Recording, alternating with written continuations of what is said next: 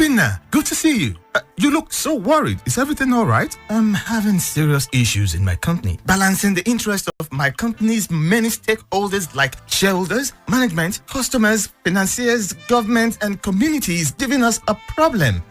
That has to do with corporate governance. Exactly. Then you need to get in touch with ICSAN. ICSAN? Yeah, Institute of Chartered Secretaries and Administrators of Nigeria. ICSAN. They provide you with seasoned and top-ranking professionals trained to uphold the standards of corporate governance and efficient operations. You can also get in touch with ICSAN. If you want to become a Chartered Secretary and Administrator, contact ICSAN by visiting the website www.icsan.org or call 009 06 601 69.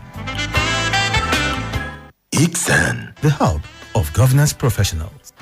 All right, ICSAN, definitely the hub of governance professionals. Welcome to Corporate Governance Platform right here on Equity 9.7 FM. I am Funmi Omoburiwo. Corporate Governance Platform is brought to you by the Institute of Chartered Secretaries and Administrators of Nigeria, ICSAN, which is a leading recognized professional body in Nigeria that's dedicated to enhancing the status and practice of corporate governance and public administration.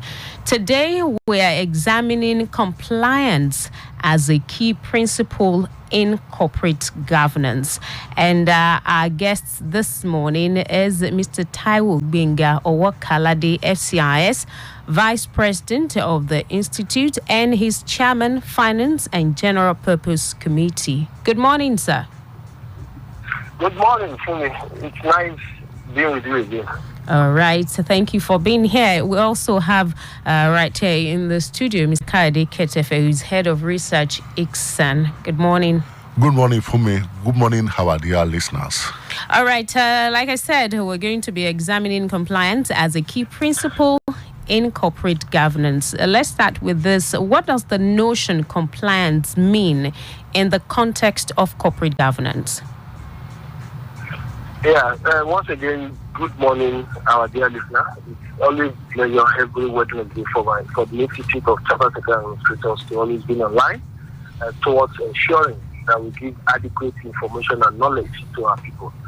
Today, the question you have asked is one of those issues that goes to the heart of corporate governance, and that is the issue of compliance. You know, for corporate governance, it's a matter of, it's a function of ensuring the organization comply with all of the rules and regulations put in place by regulatory bodies, supervisory bodies, and also the government towards ensuring that those companies are properly run. So when you now talk about compliance, you are saying that organizations should ensure that in the heart of carrying out their activities and responsibilities, they comply with the rules and regulations put in place by regulation, towards ensuring that things are done the ideal and the proper way they are meant to be done. So compliance in that context of corporate governance means companies should be seeing that they are adhering to the rules and regulations meant to govern their operation. Thank you. Okay, all right. Does compliance have any relevance in public administration as well? Well, it cuts across both private and public administration. So it's not peculiar to private sector. So when we say corporate governance, it's not about the private sector. It's about every organization that is set up, whether private or public. So in terms of public administration, compliance is also a very key factor.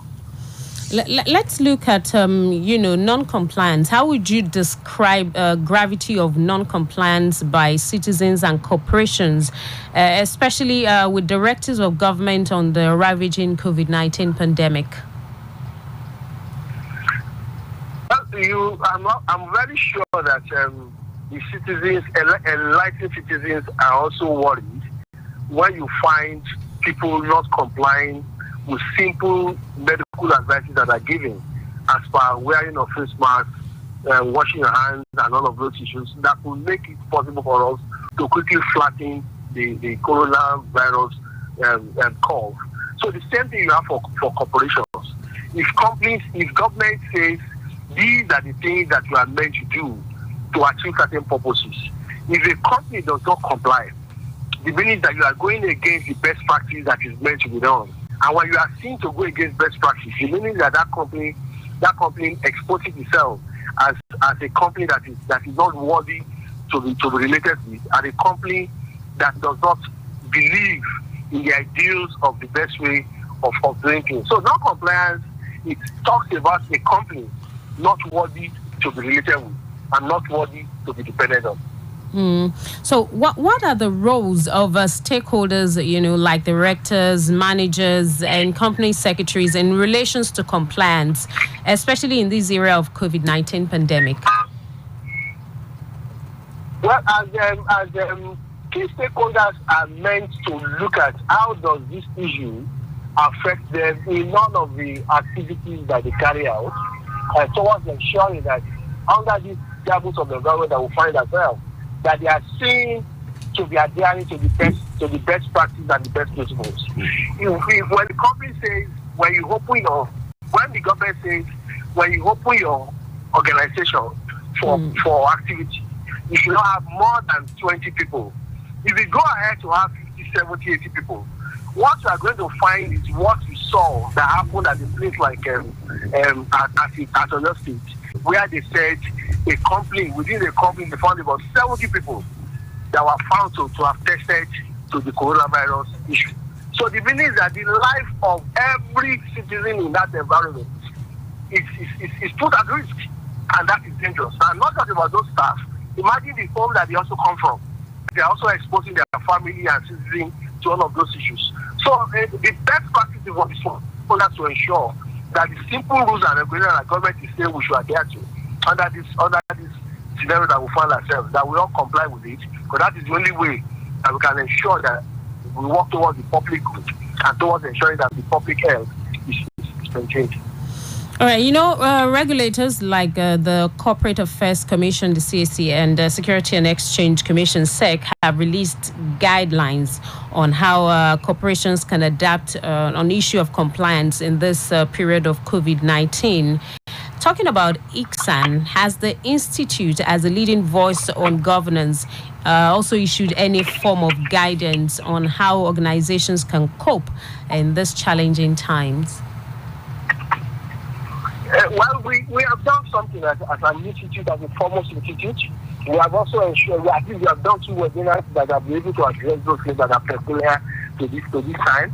That was the first one that we did, which had to do with holding a virtual AGM. Because what we noticed was that under that system that we found ourselves, companies were exposed to the challenge of meeting their obligations, and we had to find the means of encouraging them to do the best practice. So we held a virtual we had a webinar where we encourage them as to how to go about doing an AGM. After that, we also held another one of recent. And every time we did those things, we also came up with guidelines, best practices for our members, for organizations, towards ensuring that they fulfill the obligation. So as an institute, we keep doing this, and we also keep engaging the critical stakeholders, both the regulatory bodies, as per what and what they also need to move forward to, towards ensuring that we put in place ideal procedure that will make it easier for corporations, both private and public, to run themselves well under this very challenging environment that we found ourselves. Okay, they say that non-compliance can spell doom for an organization. You also given some other instances earlier in some organizations that probably they had some people who had tested positive, and then other people are also put at risk. Now, looking at this non-compliance, can you explain this statement in the context of corporate governance? Non-compliance, let me use the very simple word that is a bit religious. It's like a sin. It's like a sin. And what I mean by that is that a sincere organization should not be found to be refusing to comply with specific rules and regulations that are put in place towards ensuring that companies are run in the most ideal manner. So when you now find corporations, private or public, that refuse to comply with rules and regulations set up by the establishment, that does not speak well about such a corporation. that does not speak right about the legality of the organization towards ensuring that they do what is good. So that compliance should never be found under a best practice procedure that we talk about. If there are issues with regulations, the best bet is to challenge that through established process and not to work against that system by not complying. So for corporate governance, non-compliance is a serious issue, and then we speak against it, and then we rather encourage people to look at issues that are of challenge, address it, than to do non-compliance. Okay, there is also a notion called compliance by box ticking. What does this mean, and what effect does it have on corporate governance? The simple issue is that your call has been placed on hold. Please wait. Okay. Your call has been placed on hold. Okay, I guess. When you comply with those Okay, things, all right, he's when back. you comply with those things, just ensure that you tick the box. Let's say they have the material issues that they need to do, and they now pick those boxes. That when you do one, you tick it that you have done. That's what we refer to as box ticking methodology. It's a matter of complying, identifying what you have done and just ticking it. So that's why they call it box ticking methodology in company. Okay, all right. At a point, the call was on hold there, so we didn't really get the first part of your explanation on, the compliance by box ticking, where you started from earlier. Is it possible for you to go over that again so we don't lose out completely on what you talked about? No, what I said is that box ticking methodology simply helps organizations to comply with rules and regulations put in place by the regulatory body. And what it means is that if you have 12 items that have been listed as what those things to get done, when you get number 1 done, you tick it, that is done. If you done number 2, you tick it. So the one that you have not ticked becomes obvious to anybody who is looking at it to know that you have not done it. So box ticking methodology is a simple process of assisting organizations to identify what they have complied with and then which one that they have not complied with. That's just the simple process. All right. Thank you so much, Mr. OWOKALADE. Okay, Mr. Ketefe, it seems we'll have some announcements. Definitely. All right, go ahead. Thank you, Fumi. The registration for the Institute examination is still ongoing. Ordinarily, by this time, the registration ought to have closed. But the Governing Council of the Institute, in their wisdom, decided to extend the period in deference to the challenges posed by the COVID-19 pandemic. So the registration is still ongoing. Students can still register for the Institute examination. The date of the examination itself will be announced in due course. Let me also add that the registration for online lecture is still ongoing, and the lecture continues this weekend. If you need any more information on how to register for the online lecture, you can call this number 080-90-66-0169. Let me take that again. 080-90-66-0169. Announcements as regards other institute programs and events will be announced in due course. Thank you very much. All right, great. The numbers again is 0809-066-0169. Thank you. 0809-066-0169. And that's a bit this morning. Big thank you to you, Mr. TAIWO GBENGA, OWOKALADE FCIS. Good to have you in the studio. It seems you were doing two things at the same time. Okay, you don't want to say anything on the mic?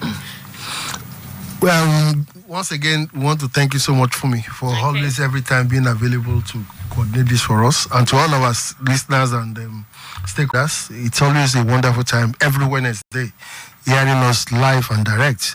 And they've always been there to listen to the best practice from our institute. Thank you. All right, great. It's been time with Mr. TAIWO OWOKALADE, FCIS, Vice President of the Institute and Chairman, Finance and General Purpose Committee. Okay, and also Mr. Kayode Ketefe, who is Head of Research, ICSAN. Thank you so much. Thank you for me. It's my pleasure us. to be here. All right, and that's a bit this morning on Corporate Governance Platform right here on 89.7 FM. Join us same time, same station next week. That's 10:15 a.m. right here, 89.7 FM. I am Funmi Omoburiu. Good morning.